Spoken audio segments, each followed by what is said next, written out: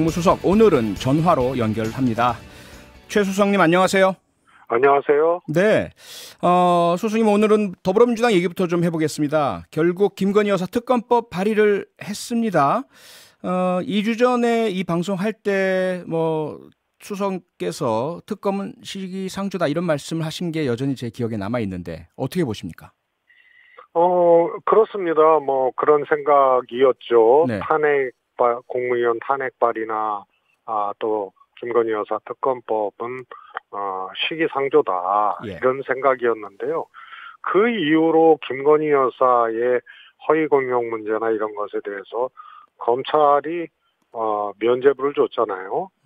그러다 보니 이거는 정말 국민 감정이나 혹은 또 법률의 이 하나의 편향적인 적용이라든가 이런 것에 대한 문제 제기가 있을 수밖에 없죠. 그래서 특검법이 발의되는 것은 불가피한 거다 이렇게 생각을 합니다. 네, 불가피한 상황으로 바뀌었다 이렇게 이해가 되는데요.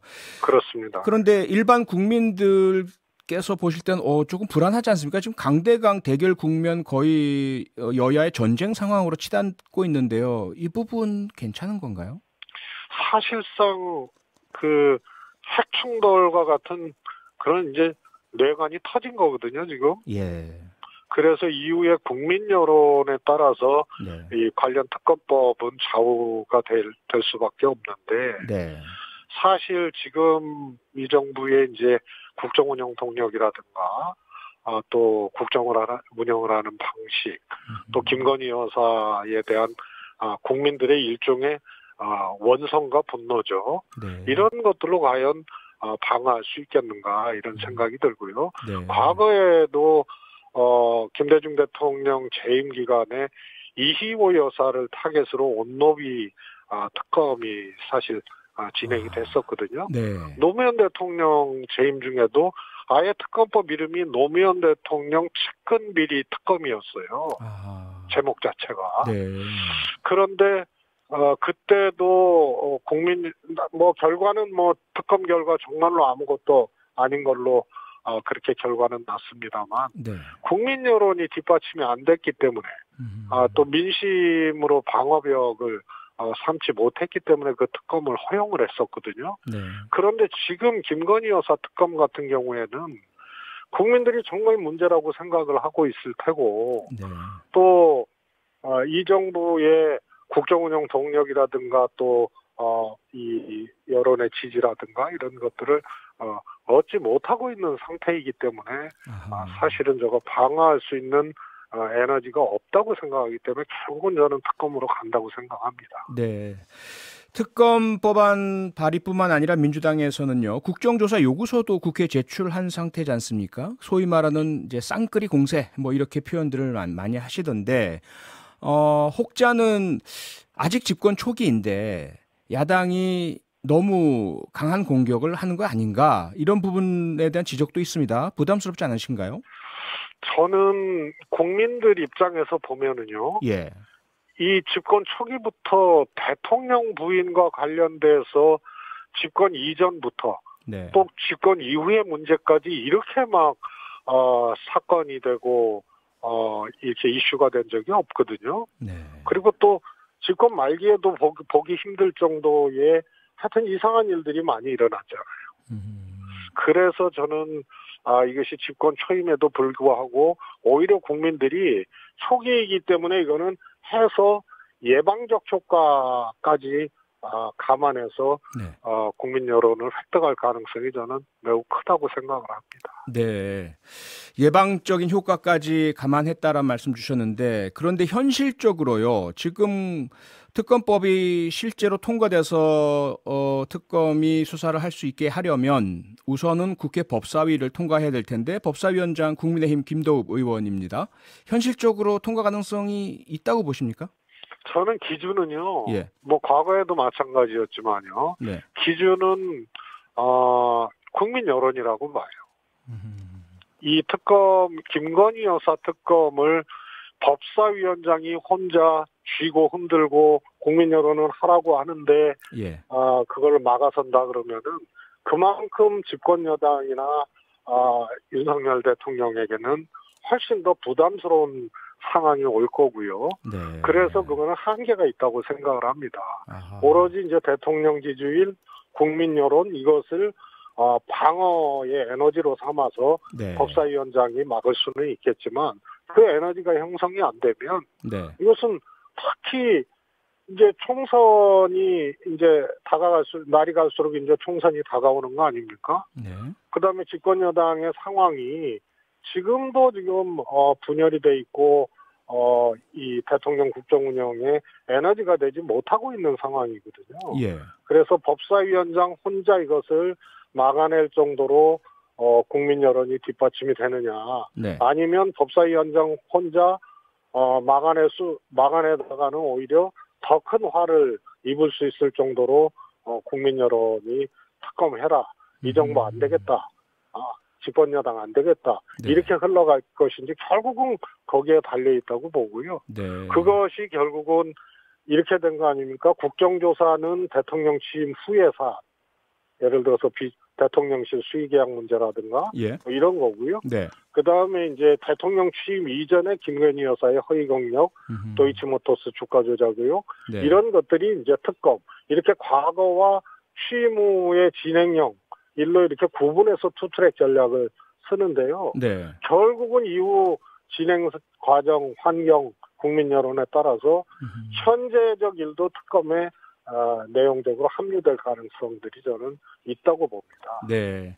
의원님은 국민 여론, 국민의 시각, 국민의 눈이 가장 중요하다는 말씀 주셨고, 김건희 여사 관련된 의혹이 너무 많고 강하고, 그리고 제대로 수사를 안 하기 때문에 특검법 발의가 불가피했다라는 말씀 주셨는데요. 국민의힘에서는 그게 아니라 이재명 대표가 검찰 소환받고 수사 대상이 되고 또 부인 김혜경 씨가 수사받고 하니까 이에 대한 이재명 대표 경호 차원으로 역공을 펼치고 그리고 대통령 부인 공격하는 거다, 이렇게 이야기합니다. 이 부분 어떻게 보세요? 그게 수평 비교되기 어려운데요. 예. 이재명 대표의 경우에는 네. 대부분 지금 압수수색도 하고 수사가 진행이 됐거든요. 네.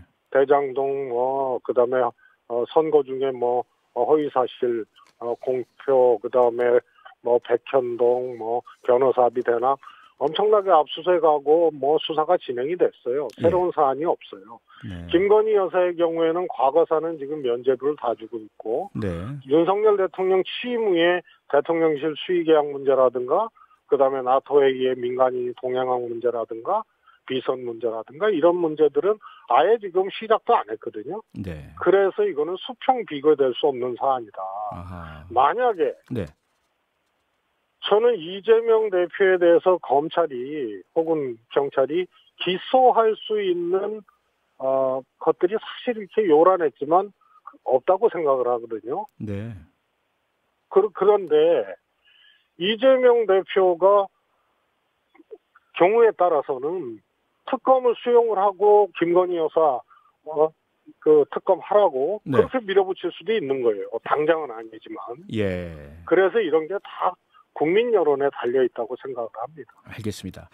국민의힘 얘기 좀 해보겠습니다. 오늘 국민의힘에서요, 새로운 비상대책위원장 5선 정진석 국회 부의장 추대 형식이죠. 박수로 추대가 됐는데요. 어떻게 평가하십니까?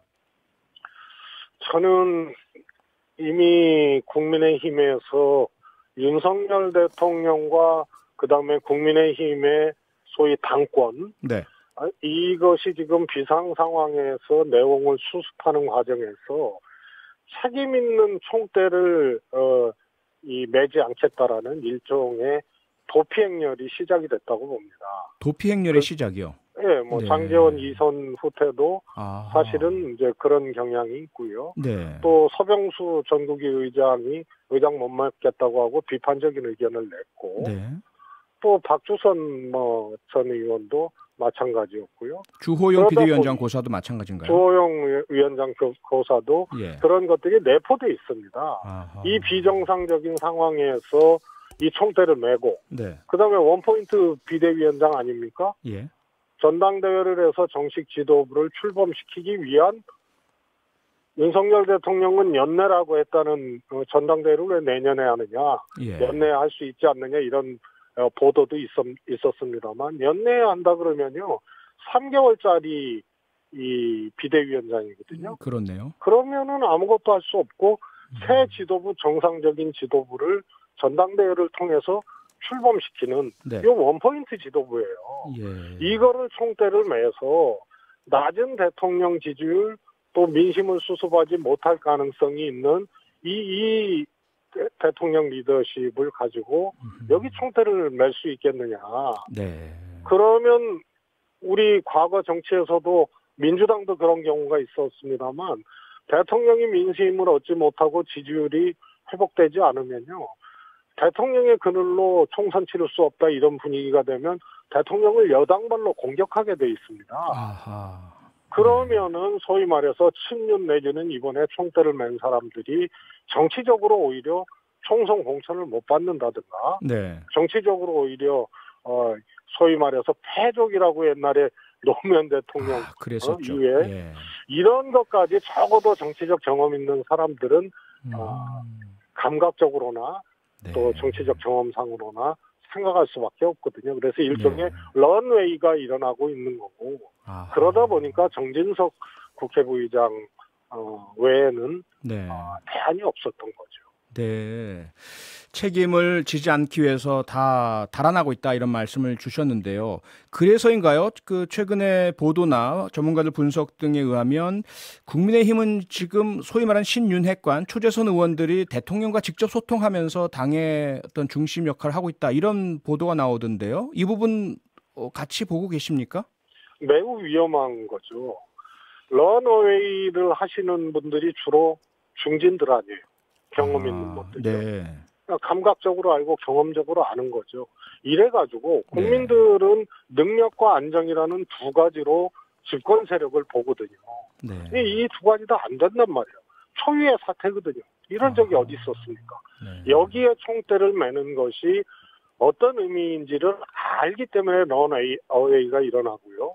예. 그다음에 윤석열 대통령이 정치적 동지, 정치적 세력을 오랜 시간 동안 또 자신의 정치 철학과 또 정책 노선에 공감하는 이런 사람들로 오랜 동안 정치 세력을 만들어 오고 함께 해왔던 과정이 거의 전무하기 때문에 대안 세력이 없는 거예요. 그러다 보니까 초재선으로 간 거죠. 아하. 이거는요 대통령도 초보고 안정과 능력을 국민들이 요구하는 집권 여당도 초보들이 하게 되면은 이거는 그 결과가 그야말로 이 헤어나올 수 없는 결과로 갈 수밖에 없습니다. 네, 소장님 마지막으로 여야 다 떠나서요. 국민 입장에서 지금 말씀 주신 것처럼 여당은 그렇고요. 또 여야 간에는 강대강의 전쟁 국면이고요. 국민 불안해서 이거 어떻게 살겠습니까? 어떻게 해야 이 난국이 좀 풀리고 헤쳐나갈 수 있겠습니까? 우선요. 대통령께서 기본으로 돌아가셔야 됩니다. 기본이요? 네. 그다음에 김건희 여사의 문제를 대통령께서 분명히 정리하셔야 됩니다. 지금 제2부속실이나 공적 시스템도 전혀 안 되고 있죠. 네. 이런 적이 없거든요. 네, 저희 시간 때문에 10초 이내로 좀 마무리 부탁드리겠습니다. 그래서 대통령이 빨리 기본으로 돌아가시고 그다음에 통합의 정치 이전에 내로남불과 같은 그런 정치, 보복 정치, 검사 정치 이런 것으로부터 빨리 정상화시키는 것이 이런 문제를 타결할 수 있는 첫 출발이라고 생각합니다. 네, 오늘 말씀 여기까지 듣겠습니다. 고맙습니다. 감사합니다.